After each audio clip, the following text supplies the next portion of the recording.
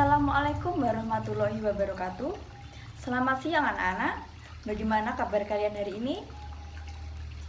Alhamdulillah baik ya, tentunya masih semangat pada siang hari ini ya untuk belajar mata pelajaran bahasa Indonesia. Nah, biasanya kalau siang-siang begini tuh kalau belajar bahasa Indonesia itu pada bosan, mengantuk gitu ya. Ya udah nggak apa-apa. Sebelum melanjutkan kegiatan pembelajaran, Ibu akan mengecek kehadiran kalian dulu. Baik, ini masuk semua ya. Tidak ada yang izin, jadi tidak ada yang bolos juga. Alhamdulillah. Nah, kita lanjut saja ke materinya ya, yaitu tentang cerita fabel. Nah, ada yang sudah pernah tahu apa itu cerita fabel?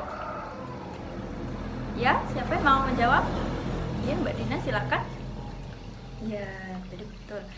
Jadi cerita fabel itu adalah cerita binatang ya. Ayo, siapa lagi yang mau menjawab? Iya, Mas Krisna silakan. Apa? Iya, betul sekali. Nah, lebih tepatnya lagi, cerita fabel itu adalah cerita yang merupakan tentang kehidupan binatang. Cerita fabel merupakan bagian dari cerita fiksi ya. Nah, beberapa ahli juga menyebutkan bahwa cerita fabel bisa dikatakan cerita moral. Nah, hal ini karena setiap cerita fabel selalu memiliki pesan moral yang kuat untuk pembacanya. Cerita fabel itu juga memiliki struktur bagian. Yang pertama, orientasi. Apa itu orientasi? Ada yang tahu? Baik, jadi orientasi adalah struktur yang pertama pada bagian yang berisi tentang pengenalan tokoh atau pengenalan bagian yang di dalam sebuah cerita fabel. Misalnya pengenalan nama tokoh dan karakternya. Misalnya Kancil itu karakternya seperti ini ya, cerdik, sombong gitu. Nah, latar belakang baik waktu maupun tempat. Misalnya latar waktunya itu siang hari dan latar tempatnya di hutan gitu. Serta tema yang diangkat pada cerita tersebut. Struktur yang kedua adalah komplikasi. Komplikasi adalah bagian puncak atau klimaks dari konflik yang dialami para tokoh. Meski biasanya dalam cerita fabel memiliki beberapa konflik ringan, tetapi harus ada satu konflik utama untuk mencapai klimaks. Nah, bagaimana? Bisa dipahami? Baik, lanjut ya. Nah, struktur yang ketiga ada resolusi. Resolusi itu setelah adanya klimaks konflik pada bagian komplikasi. Maka selanjutnya adalah sebuah resolusi atau pemecahan masalah. Bagian resolusi ini berisi solusi-solusi yang telah dikemas sedemikian rupa oleh penulis agar pembaca bisa menikmati jalan cerita dengan runtut gitu ya. Nah, struktur yang terakhir itu ada koda. Ada yang tahu apa itu koda? Ya, Mbak Ani apa? Ya, bagian pesan moral. Ya, betul. Nah, jadi koda itu adalah struktur yang terakhir ini berisi pesan moral atau amanat. Pesan moral diambil dari seluruh rangkaian cerita fabel. Biasanya amanat akan ditulis secara langsung dengan bahasa yang mudah dipahami karena sebagian besar penikmat cerita fabel adalah anak-anak. Nah, di dalam cerita fabel itu terdapat beberapa karakter-karakter yang sering digunakan dalam ceritanya ya. Yang pertama itu ada baik melawan jahat, yang kedua jujur melawan pembohong, yang ketiga pintar melawan bodoh, yang keempat rendah hati melawan sombong, Yang kelima, suka menolong, melawan egois dan sebagainya. Yang pertama ya, baik melawan jahat. Itu misalnya kancil itu jahat, sifatnya jahat, melawan kura-kura yang sifatnya baik sekali. Nah, seperti itu. Bagaimana? Sudah bisa dipahami? Jika sudah bisa dipahami, selanjutnya ibu akan membentuk kalian beberapa kelompok ya. Ini satu kelas ada berapa anak? 20 anak ya. Jadi satu kelompok nanti terdiri dari 5 orang ya. Tugasnya yaitu menentukan bagian-bagian dari cerita fabel. Nanti per kelompok akan ibu berikan satu cerita fabel ya. Bagaimana? Bisa dipahami tugasnya? Nah, jadi tugasnya itu ditulis di kertas ya, di kertas buku kalian. Jika sudah selesai mengerjakan, nanti dipresentasikan di depan kelas. Teman yang lainnya menanggapi ataupun menganggap begitu. Bagaimana? Ada yang mau ditanyakan lagi? Tidak ada? Baik, jika tidak ada, langsung dikerjakan saja ya. Semangat! Iya, ada yang ditanyakan? Apa, Mas Krisna? Oh, ya. Jadi pengerjaannya itu menentukan bagian dari struktur cerita fabel ya. Yang pertama itu misalnya judulnya Kancil yang Cerdik. Nah, bagian yang pertama itu apa ya? Orientasi, apa komplikasi, apa orientasi gitu. Bagaimana? Bisa dipahami? Baik, dilanjutkan ya kelompok 1 untuk mengerjakannya. Bagaimana? Apakah sudah selesai semua mengerjakan tugasnya?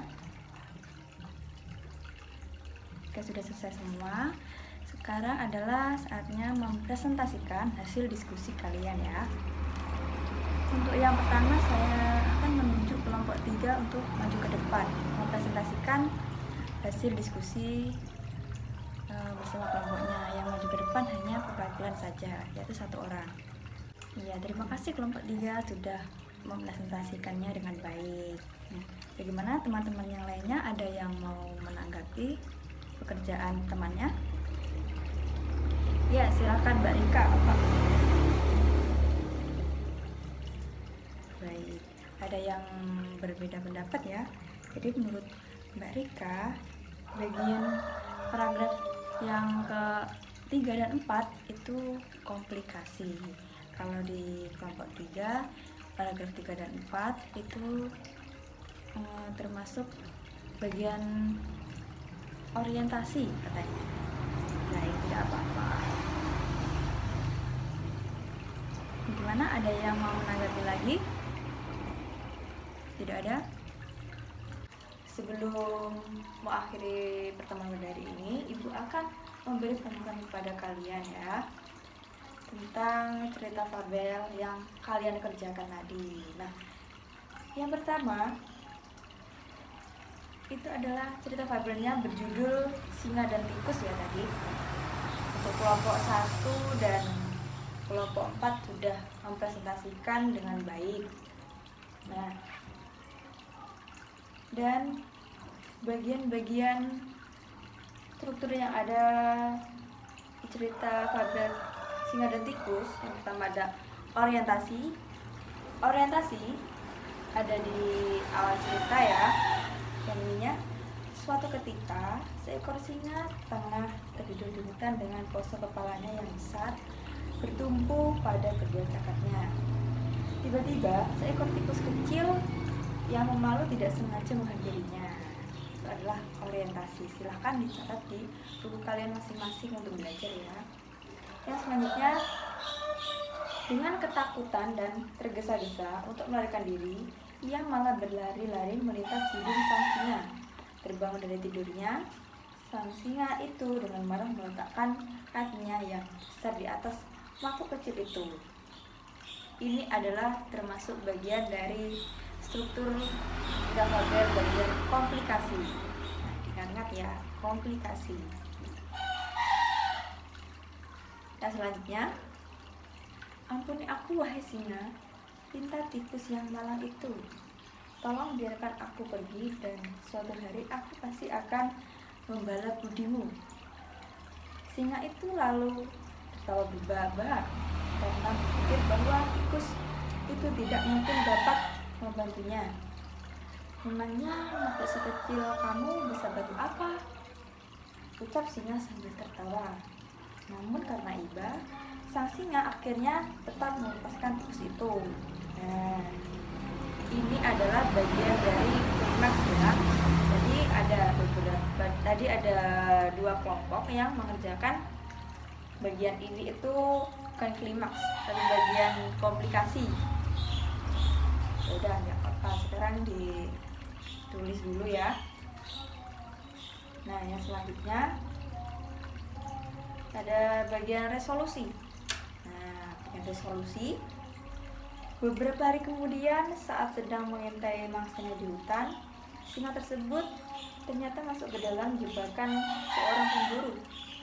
Ia tidak dapat membebaskan dirinya sendiri dan menolong karena marah. Tikus dengan segera mengetahui suara itu dan berhasil menemukan singa yang terperangkap di jaring pemburu. Sang tikus berlari ke salah satu kali besar yang mengikatnya. Dia menggerogotinya sampai terputus. Dan dengan segera singa itu dapat bebas. Kamu tertawa saat ku bilang aku akan membalas budi kamu, kata tikus. Sekarang kamu tahu kan bahwa tikus pun dapat membantu seekor singa. Nah, ini adalah bagian dari resolusi ya, bagian dari resolusi. Yang selanjutnya adalah bagian dari koda. Nah, bagian dari koda ini adalah anak-anak semua sudah paham ya. Bagian koda itu yang bagian pesan moral. Pesan moral dalam cerita fabel. Bisa terletak di akhir, ya benar Mas Doni. Di bagian akhir cerita. Yaitu sekecil apapun itu kebaikan, tetaplah kebaikan. Bahkan meskipun tampaknya kecil seperti tikus, jika dibandingkan dengan singa, kebaikan itu tak akan pernah berujung sia-sia. Gimana anak-anak, sudah selesai menulisnya? Sudah? Alhamdulillah sudah ya. Bagaimana? Ada yang mau ditanyakan lagi? Tidak ada? Alhamdulillah, kalau tidak ada berarti semua sudah paham ya untuk menentukan struktur-struktur dari bagian cerita fabel. Nah, baik, jika sudah paham, kita akhiri dulu pertemuan hari ini. Wassalamualaikum warahmatullahi wabarakatuh.